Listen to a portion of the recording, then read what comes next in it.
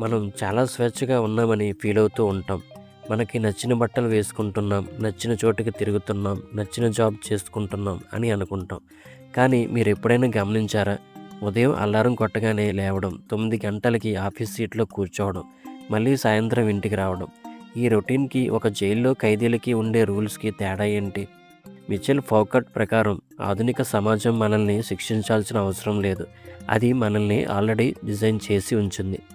పూర్వకాలంలో రాజులు ఎవరైనా తప్పు చేస్తే నలుగురిలో ఉరితీసేవారు లేదా శిక్షించేవారు. కానీ ఈ రోజుల్లో ఆ అవసరం లేదు. ఎందుకంటే సమాజం పానోప్టికాన్ అనే ఒక జైలు స్ట్రక్చర్ని వాడుతుంది.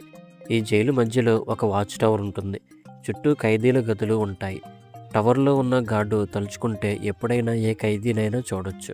కానీ ఖైదీలకి ఆ గార్డు కనిపిస్తున్నాడా లేదా అనేది తెలియదు.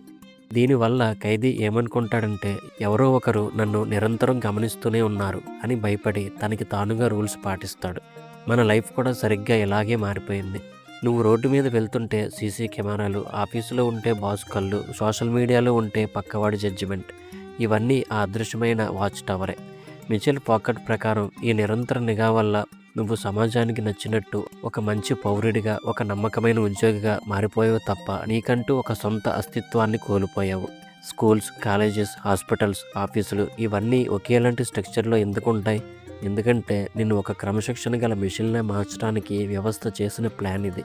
చాలామంది నేను నా ఇష్ట ప్రకారమే బ్రతుకుతున్నాను అని అంటారు. కానీ మిచెల్ ఫౌకట్ ప్రకారం నీ ఇష్టాలు కూడా వ్యవస్థ క్రియేట్ చేసినవే. ఏ బ్రాండ్ బట్టలు వేసుకోవాలి, ఏ కారు కొనాలి, ఏ వయసులో పెళ్లి చేసుకోవాలి, ఇవన్నీ నీ ఆలోచనలు కావు. నీ బుర్రలోకి ఇంజెక్ట్ చేయబడిన అబద్ధాలు.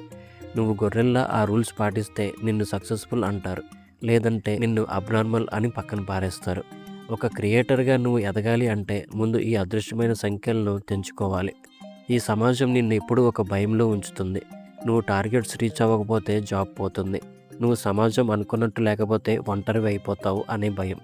మిచెల్ ఫౌకట్ ప్రకారం అధికారం అనేది కేవలం ఒక వ్యక్తి దగ్గర ఉండదు. అది మన చుట్టూ ఉన్న సిస్టంలో ప్రతి చోట ప్రవహిస్తూ ఉంటుంది. నువ్వు ఆ సిస్టమ్కి లొంగిపోతే నువ్వు సేఫ్గా ఉంటావు, కానీ నీలోని ఒరిజినాలిటీ చనిపోతుంది. ఈ జైలు నుండి బయటకు రావడం అంటే రూల్స్ని బ్రేక్ చేయడం కాదు, అసలు నీ ఆలోచనల మీద నీకు కమాండ్ తెచ్చుకోవడం. మనుషులు ఎలా కంట్రోల్ చేయబడుతున్నారో తెలిస్తే నువ్వు ఆ సిస్టమ్ని మాస్టర్ చేయగలవు. మిచెల్ ఫౌకట్ ప్రకారం నాలెడ్జ్ ఇస్ పవర్. నువ్వు ఈ సమాజం ఆడే నాటకాన్ని గమనించడం మొదలుపెట్టిన రోజు నువ్వు ఆ జైలు నుండి బయటకు వచ్చేస్తావు. అప్పుడు నిన్ను ఏ అల్గోరిథం కంట్రోల్ చేయలేదు, ఏ బాస్ నిన్ను భయపెట్టలేడు. ఆలోచించండి, మనం స్వేచ్ఛ కోసం పరిగెడుతున్నాం, కానీ మనల్ని మనం ఒక జైల్లో బంధించుకుంటున్నాం. ఈ సోషల్ మీడియా నోటిఫికేషన్లు, ఈ లైక్స్ అనేవి నీ మెదడుకు తగిలించిన డిజిటల్ సంఖ్యలు.